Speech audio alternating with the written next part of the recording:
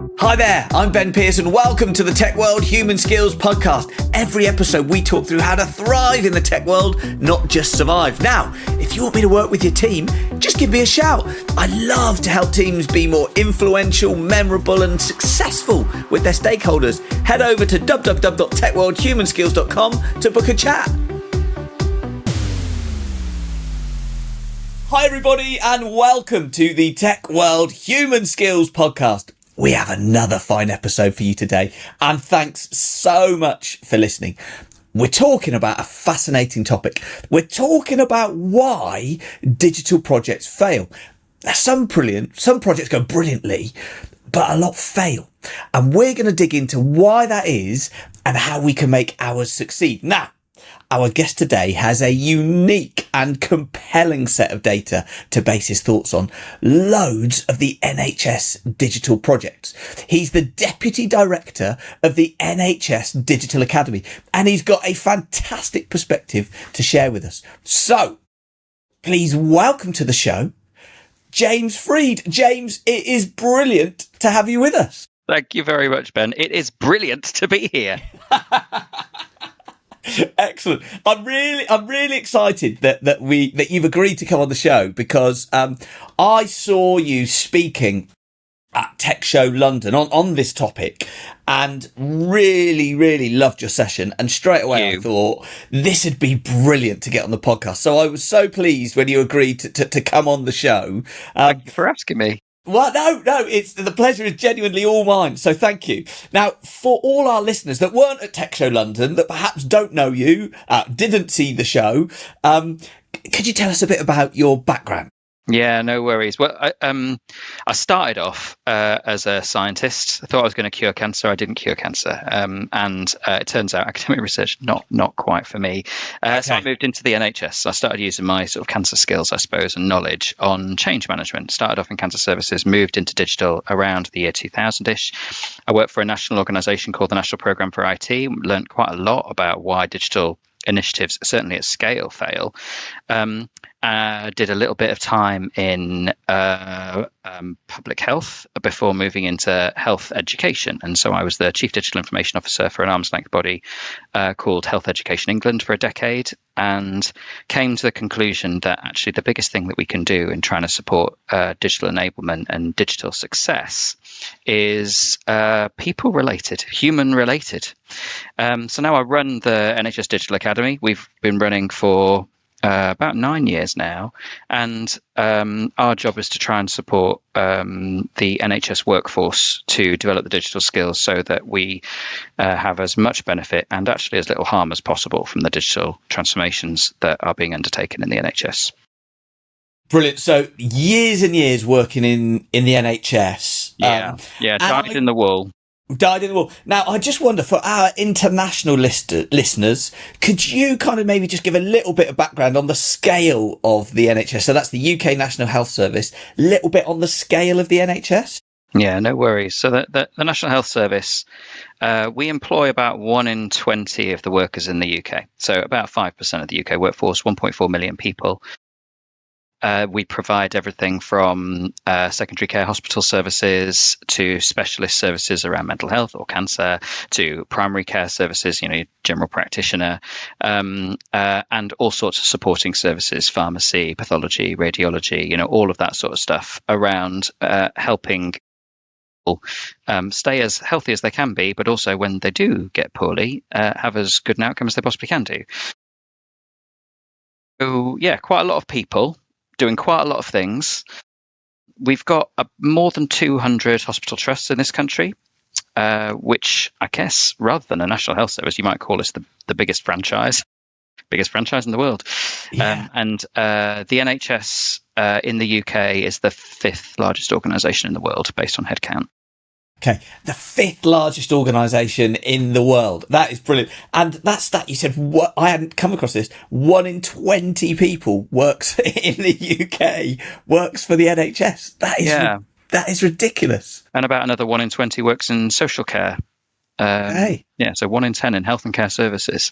Really? That's fascinating. So I guess the point is what we're going to be talking about today is based on huge scale. One of the biggest employers in the world with a tremendous amount of projects going on. Yeah. But can I ask you this question? Because we hear a lot of bad stuff about the NHS. Yeah. Right? In the press, we hear a lot of bad stuff. So why should our listeners be able to learn anything from the NHS about digital projects? Well, so fair question, and let's get this out of the way to start with, shall we? So, firstly, the NHS is full of a lot of really talented and passionate people. You know, I used to run a software development team, and I asked them why they came and worked for the NHS. It wasn't particularly for the salary. It was because they'd had experience with people close to them using a publicly funded national health service and having a brilliant experience of that service.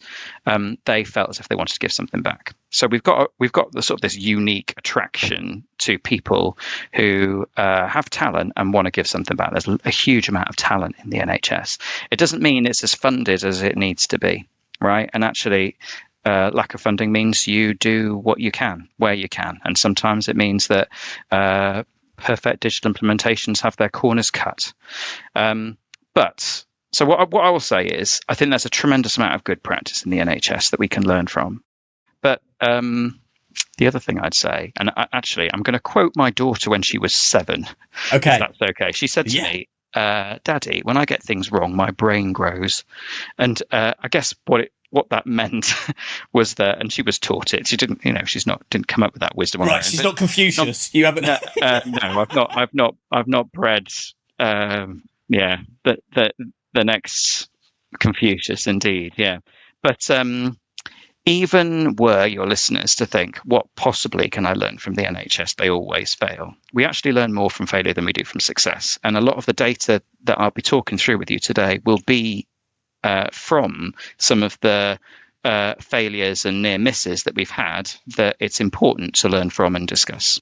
Yeah. And so it's fascinating. What you say there is you've got a lot of people that are tremendously motivated. And I saw on LinkedIn, it flashed up on my feed just the other day, actually, about by industry, how people feel they've got a purpose in their job. And actually, that health and social care was right at the top, where people feel they've got purpose, they make an impact in society, and they're proud of what they do. Actually, tech was a lot further down, and then it moved further down to marketing, to sales, to perhaps some of these really affluent and well-paid roles. But actually, in terms of aligning to their purpose, it was a long way away from what they felt their purpose was. So you've got these bunch of smart, hyper-motivated, purpose-oriented people working for you. Yeah, I mean, we're there to save lives. I mean, how much more purpose can you get?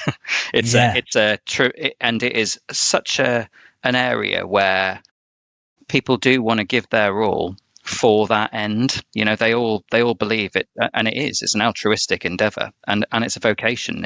People who come and work for the NHS, they do so primarily because they want to do good, and they have the opportunity to do so. Well, they do. So these people that are working there, right, really motivated, really want to help people, great purpose. What is their experience like using the digital services of NHS? Yeah. So, like every industry, the experience of using digital technologies at work is not as good as the experience of using digital technologies at home. Invariably, companies don't have the £100 billion, $100 billion R&D budgets that the big tech companies have to develop really good consumer technologies. Also, work-based technology is much more complicated. So the experience of the NHS staff in using the technologies that they have on a day-to-day basis is about 6 out of 10. Right? It's not awful, but it is a net detractor score. People in the NHS will tend to talk more negatively about the digital technologies they use at work than positively. Okay. So not the best, but not the worst either. So it's okay, but a net detractor score. That's the important thing, I guess, you're bringing out there. So lots of room for improvement. And although I don't have comparative data with other industries, the anecdotal experience is very similar. So I wouldn't say that the NHS is a particular outlier in comparison to any other organisation, really, whether it be big tech or retail or manufacturing or construction. Everyone has a worse experience at work using digital than they do at home. Okay, could you maybe bring that to life for us a little bit? You got any examples of of people using this tech at work? Yeah, so the role that I'm in, it gives me a tremendous privilege. I get to go out and talk to people and ask them what their experience was in order for me to understand how I can develop the services to help fix it, right? And last year we undertook a large learning needs analysis of the NHS. We collected literally hundreds of quotes from hundreds of interviews up and down the country. And so the story I'd like to illustrate, it's a bit of an amalgam of stories, but it is a real life experience. It's not everyone by any stretch of the imagination, but it is some people. It's a significant minority in the NHS, and it's going to be through the eyes of a cancer nurse who I've called Joy. Okay. So she works in a hospital. She works on a ward. And the story that I'm going to tell starts off. She's just had a consultation with a patient in a bed. She's got some information that she needs to record about this patient. Recently, her hospital's rolled out an electronic patient record. She needs to put that data into a computer, but there's only one on the ward, right? This is fairly typical. We don't have a lot of money to spend on a lot of devices. And so there's one computer on this ward. It's a big thing on a desk with wheels. It's called a computer on wheels, or a cow, believe it or not. They're called cows. And so she goes, someone's using it, right? So she wants to try and write the data down. She knows that if she keeps it in her head, she's going to forget it. If she forgets it, that might have a negative impact on this patient's care, right? They might be harmed because of the blood pressure data or whatever data it is that she's recorded has not gone in the system, and the next care professional is unaware of it. So she needs to write it down. Right, she doesn't have a pad, but like literally every nurse in the NHS, she's got stacks of pens. So she rips off a sheet of, that blue absorbent tissue paper, and scrawls as many of the notes as she can remember very quickly on that bit of paper. So she's not forgotten some stuff. I mean, not exactly the most durable of materials, but that's what she does. And then she waits, she queues in line for the cow so she can write it in. When she gets to the front, she sits down, right, logs on, which means a smart card, puts it in. Does she remember? This time she remembers her logon details. That's good.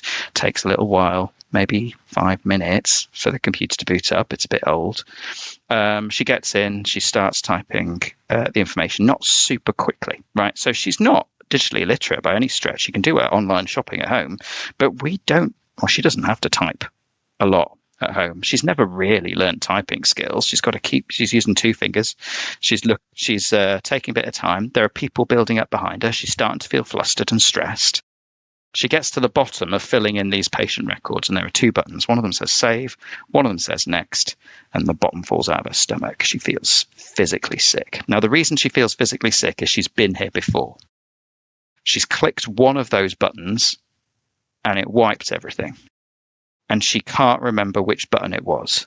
She knows at this stage, if she clicks the wrong button, then she's just going to jack it in. She wasn't given enough training on the system in the first place. Crikey, they're stretched on their ward. They couldn't release her for the full amount of training. It's a bit shonky in design, isn't it? I mean, crikey, why would you have 2 buttons where one of them wipes all of your data? Maybe it's the reliability and the infrastructure. Who knows? She doesn't care. It's her experience. And her experience is, I feel as if I can't do my job anymore if I can't use the tools I'm asked to use. And nursing's changed so much over the last couple of decades. If I press the wrong button, I'm out of here. And that's where I'm going to leave Joy's story. But it's true. So bad experience, including bad experience of using digital tools, is having an impact on staff well-being and things like burnout. And we are starting to see more people saying that they're going to leave the NHS because of their experience of digital technologies. Yeah. And what a terrible place where going back to the purpose is to save lives, to help people. We've got experience of great tech in our real lives, And yet this workplace experience, whether they click save or next and get it right or wrong, is whether they're going to resign and leave their job, and their mental well-being is, it's terrible. I think you've set the scene brilliantly there, and I think all our listeners listening to this are rooting for, well, let's fix it. Right. So let's fix it. So maybe let's start to get into the sort of the title, because the title is around how projects fail, right? Yeah. And why they fail. So I'm guessing you've got some projects where you've been able to fix the cows. I've never come across that terminology before. I think that is brilliant, that you've been able to fix the cows or not fix the cows. So, I mean, what's the sort of percentage of your projects that succeed versus fail? Yeah, okay. So that's a really good question. In actual fact, we don't have data across the whole of the NHS for that. What we do have is really quite good quality data across all industries. So this will be for all of your listeners, regardless of nation, regardless of industry. There's a really great, in fact, there've been about 4 or 5 studies, but the one that I really like the most is one by the Boston Consulting Group. So they looked at 895 different digital transformation programs, and they looked at the benefits that were expected and the benefits that were achieved. And they identified that in 70% of cases, not all the benefits were achieved. The transformation in some way failed. The word failure may be strong. We know that digital transformations don't necessarily always achieve what you expect, and sometimes achieve things that you don't expect. But nonetheless, 70% of those digital transformations did not do what they set out to do. First, 26% of them, 1 in 4 of them, failed to achieve even half of the benefits they set out to achieve, and it's quite a long tail. You had some out there that achieved next to nothing, and this will be typically after a 2 or 3 year investment or build. We're talking all digital transformation, so ones that are low complexity and high complexity, and clearly the less complexity that you have in a digital transformation, the more likelihood there is of success and achieving the benefit. So it's looking at all of them.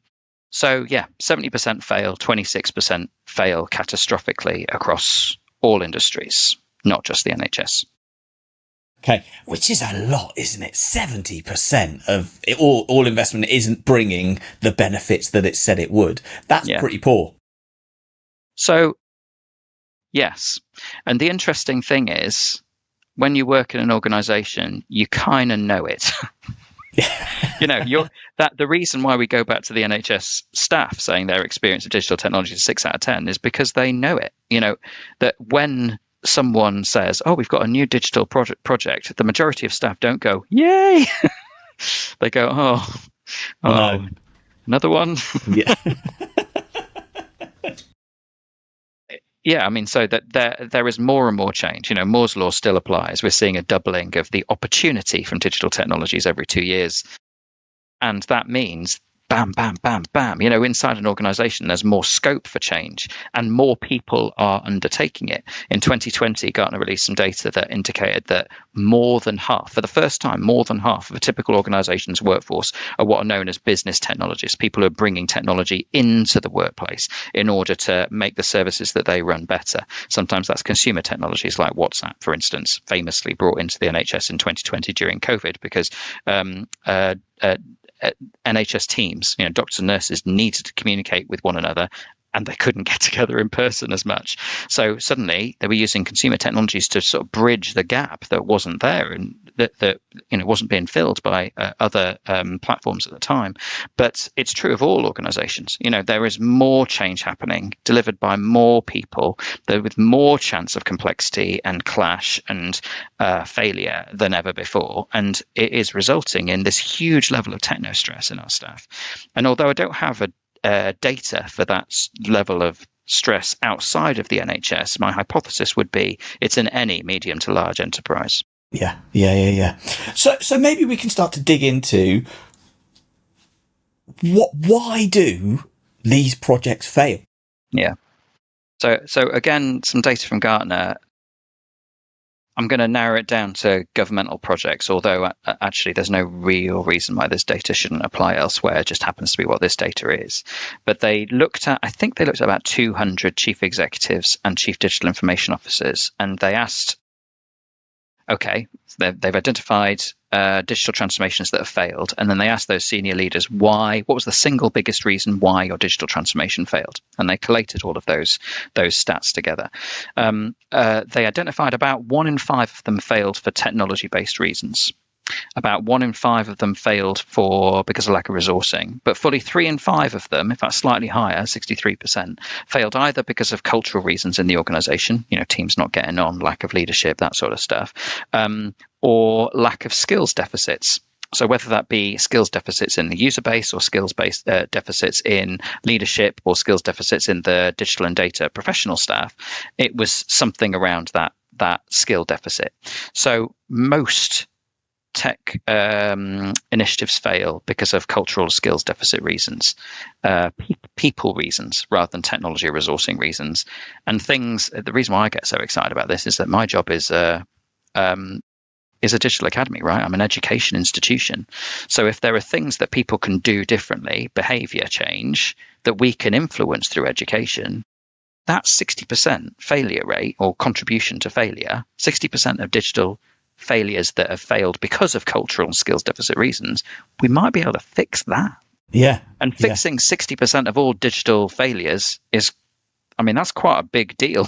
Yeah. That's quite a big deal. And the other thing, the flip side of, what you're saying there, that first one you said, so like 20%, I think you said 1 in 5, only 1 in 5 is due to product failure or the product not being able, and in the tech world, we obsess about that, right? Okay, we've got to configure this right. We've got to do this right. What's the user interface like?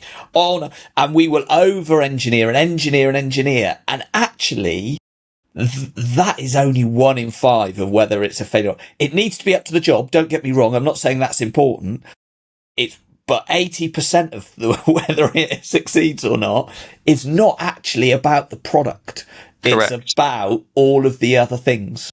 Yeah, and there's one caveat and then one exploration of that, if that's all right. So the caveat is this is data that comes from organizational digital transformation change, right? So this is not a business to consumer tech where you've got very little impact on, training up staff how to use an Amazon shopping cart, for instance. That sort of thing, I suspect, is much more heavily on the technology side. But when you're talking about technologies to support organizations to deliver better services, things like the electronic patient record, absolutely. The technology itself is a minority contribution to its success rate. And we've got some really good data from within healthcare for that. So one of the reasons why this topic is so important to be discussed from a healthcare perspective is that the way healthcare is delivered by and large across the globe is kind of the same. And it's certainly recognizable from how it was conducted in the 1940s, when the NHS was set up. The idea of doctors, nurses, clinics, operations, diagnostics is there have been advances, don't get me wrong, but it's wholly recognizable from the 1940s, and it's true across the globe. So when we look at the digital technologies that underpin that, you can compare and contrast really easily. You're developing technology that supports basic processes that are basically the same no matter where you go in the world. And the electronic patient record is a bit of technology. There's variation. Different people do it in different ways. There are different suppliers. I wouldn't say it's necessarily a super healthy supplier market, mind you, but it is. There are a number of suppliers that do things differently. And there's a consultancy out of the out of the US called Class. They came up with an idea for something that they've called the Arch Collaborative. Any healthcare provider anywhere in the world can take a standardized set of questions, ask their users these questions largely around staff satisfaction, and then get some answers about how organizations vary. The first thing that comes out of that is that when you look at the variability of product, staff satisfaction is not strongly correlated. Right, so you can have the worst scoring organization and the fourth best scoring organization, and they use exactly the same product. Okay. And when you crunch the numbers, no more than about 30% of staff satisfaction is anything to do with the product. And that's not even how it's configured. That's just anything to do with it. So you can take that same product and deploy it and it fails. That Correct. same product, deploy it, and it's successful. Correct. Yes. And tremendously failing and tremendously succeeding. And it is nothing to do with the product, because the product is the same. It's not nothing, but it's just not the main thing. Yeah. And so it's those other things that we talked about, the skills, the people related things, the resources, those are the things that are determining whether it succeeds or whether it fails. Yeah. So including things like core infrastructure as well. So in that Joy story, that when she clicks on the wrong button and it loses everything, which is a real example. We've had multiple people tell us that's their experience of using their EPR. It's not the product design, believe it or not. It's the underlying reliability. So the system says it's going to try and save its data. It's really slow trying to write to the database. It comes back and it times out and it loses its data. So, I mean, you could argue that there are system design things that could get around it, but fundamentally the problem that has caused it is the reliability in that particular case. And when we've got a team in NHS England that's specifically looking at implementing electronic patient records up and down the country, and they've come up with four big highlights. So the first is recognise that staff satisfaction in and of itself, certainly within electronic patient records and healthcare, is directly linked to, it correlates to things that really are really important. So things like patient safety and staff well-being and staff burnout. There's a link between staff burnout and staff choosing to leave the NHS and the satisfaction they have with their EPR. Really? And there are three things that they say are the things that organisations should concentrate on most. None of which is choose the right EPR, by the way. So the first is make sure you've got decent training in place. 1 hour's training a year makes a 17-point difference on staff satisfaction using electronic patient records. 1 hour a year. This is not expensive investments. Just supporting people to learn how to use a system, even if it's a rubbish system, is impactful. Yeah. Second thing is sort out your infrastructure. If you scrimp and save on your infrastructure, you end up with all sorts of catastrophic snowballing of issues that leads to Joy leaving and not coming back. That might be 30, 40 years of experience as a cancer nurse out the window because you're unable to support her with the proper tools to do the job.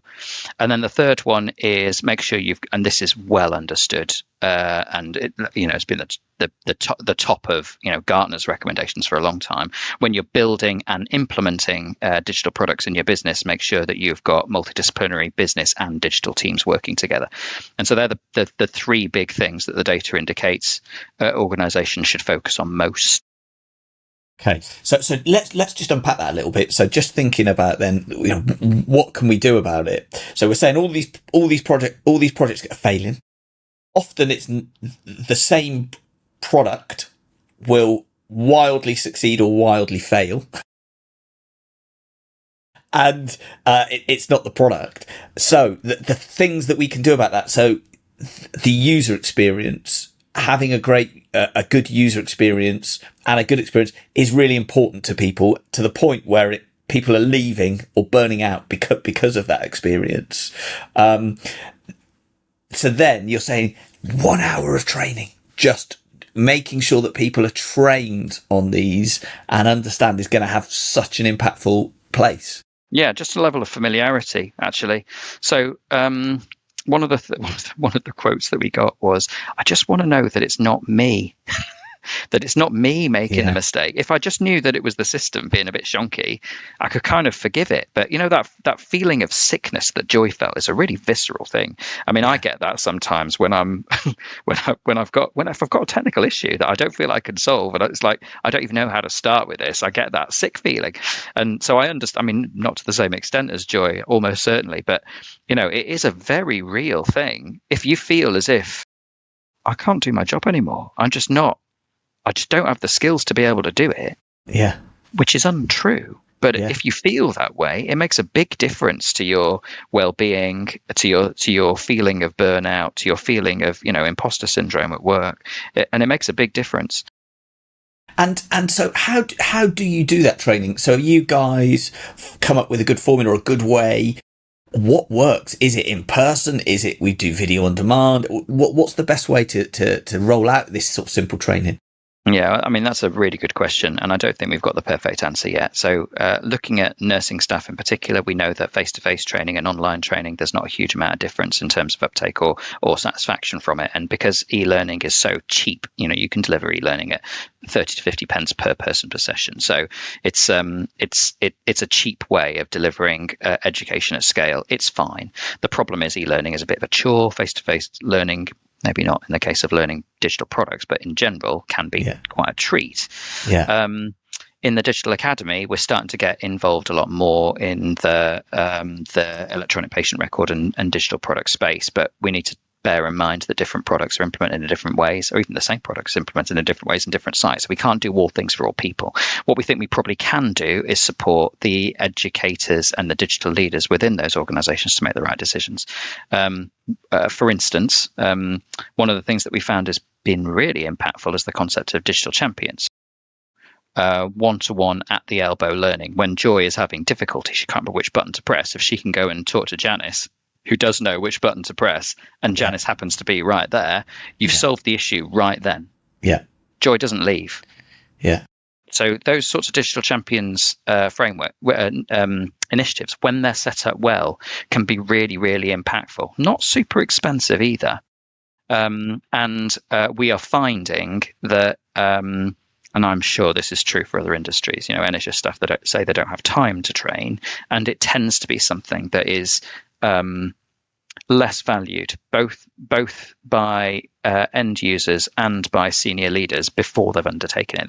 They don't recognise the value of training. The stats do, but people don't, and so it's an easy thing to disinvest in. But we're demonstrating it's tremendously valuable. Like I said, 1 hour a year can make a huge difference. Brilliant that you got that, like 30 or 50p per hour, did you say? That's how much it costs to do per person. Yeah, per person per session. Yeah, so obviously it'll vary, but typically delivering because it's scalable.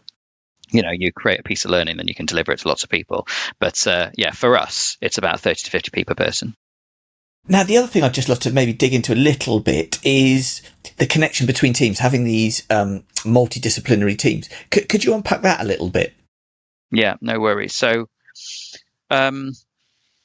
historically, back when digital used to be called IT, you'd have the IT guys who'd build a system and then they'd deploy it. And then if it wasn't used, it was your fault as a user. No, it's just the users. They're not using it right.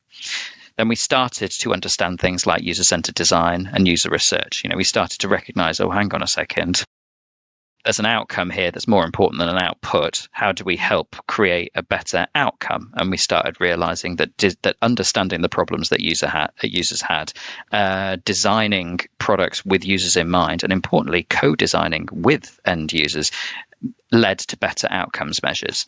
Now, I appreciate this is somewhat stepping on my point about the system being less of an important thing than other things. But if you look at the deployment of digital technologies in the business space, it's not really. In fact, it's less about the product and more about how organizational processes are redesigned, how existing processes are turned off. So in Joy's case, how do you stop her from writing her notes in a paper record, which no one else can see remotely, for instance? How do you stop her from doing that? Because it's taking up her valuable time and effort in order for her to be able to actually write it in the electronic patient record and save it in a way that actually gets saved. That's a people and process issue, stopping what she's done already. Or changing that whole workflow, perhaps so that instead of having to go somewhere and write it, which is what she used to do, and effectively that's what she's doing now, she's just restrained to a cow, right? If she had, I don't know, maybe some sort of voice recording technology at the bedside, people are starting to employ these technologies more so that Joy can perhaps work in an entirely different way in order to get the same outcome, but in a way that works for her. So I'll stand by my no more than 30% of the end outcome is down to the product, certainly in electronic patient record space. And typically it's about that same figure for other industries and other products. But from an education space, support people with basic training in the product, support people with basic digital and data literacy. Actually, if people don't have the foundations, it's really hard to build on them. Different industries have different, certainly in the UK, have got different levels of digital literacy. In fact, believe it or not, the industry in which you work is more a predictor of your digital literacy than anything else. How much you earn, your educational attainment, anything else, where you live in the country, how old you are, all of those things do correlate, but not as strongly as the industry in which you work. So if you work in construction, any listeners who work in construction, I'm afraid you're working with the least digitally literate population. Healthcare is a little bit under average. If you work in the tech or advertising industries, bully for you. Chances are your workforce, or a very, very high proportion of your workforce, have got all the basic essential digital skills for work. And you can just deliver some sort of learning for your digital products. But everyone else, think about digital literacy for a proportion of people. About 1 in 20 people working in the NHS do not have any of the essential digital skills for work. They may struggle turning a computer on. So we need to think about those people as well. And then finally, some of the education that we provide is for trying to address some of those wider implementation things. So education aimed at senior leaders, aimed at educators, aimed at digital practitioners to help them play their role well and put the focus where they need to put it, which is not just on the technology. Well, on that bombshell, I think it's been brilliant. For anybody walking their dog that's zoned out, listening to the podcast, quick summary, what would be your key takeaways that you'd want people to take away from this session? I think if you're not focus on the outcome, not the output. That's always been true. But when you focus on the output, you'll think about the tech. When you're focusing on the outcome, you will find out it's about training and infrastructure and leadership and implementation and customization much more than it is about the technology. Yeah, fascinating. Thank you so much. I find it really interesting, this. Things that have struck out to me. I love the cow. I'm going to take that with me. I'm not sure that's our finest hour, I should say, as the NHS. But it is funny. I love the cow. And also, just it was almost like a point you made in passing there, but it really stuck with me, is when people are busy, people disinvest in training, adapting, in building the skills that they need to get better. And then you said it was something along the lines of, people don't know this, but the data shows it, that actually, if you take the time to do that thing, then you will get better at your job and it will be better. The data shows it, even if you're feeling I'm too busy to learn something new.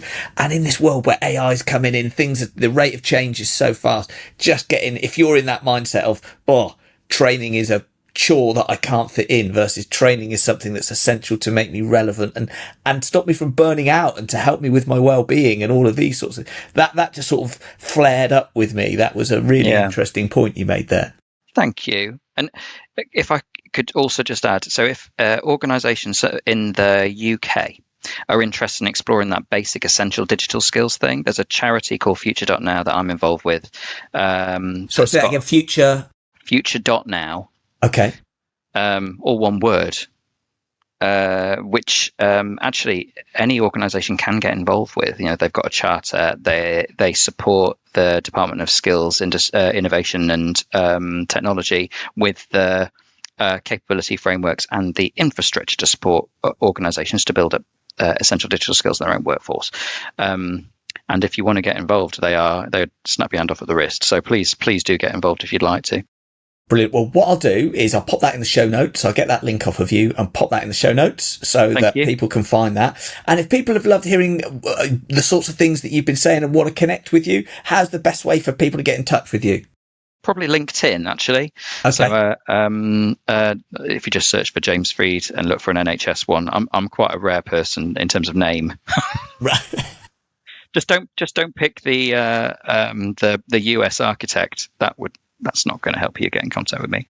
Okay. And I'll pop that in the show notes as well. I'll get your LinkedIn profile. I'll pop that in the show notes so that people can look there. Thank you very much. So final thing for me to say is, This has been really interesting. So thank you so much for coming on the show, taking the time out of your busy day to tell us about all of these challenges, and really importantly, the insight that you shared with us. Really fascinating. So thank you so much for coming on the podcast. Well, thank you very much, Ben. It's been a tremendous pleasure. See you soon. Take care. Don't go yet. Remember to subscribe to the podcast and rate the show. It really helps us grow and book new great guests. And remember, if the podcast isn't enough for you and you want weekly microlearning delivered straight to your inbox, sign up to the Tech World Human Skills Weekly. Head over to www.techworldhumanskills.com to sign up.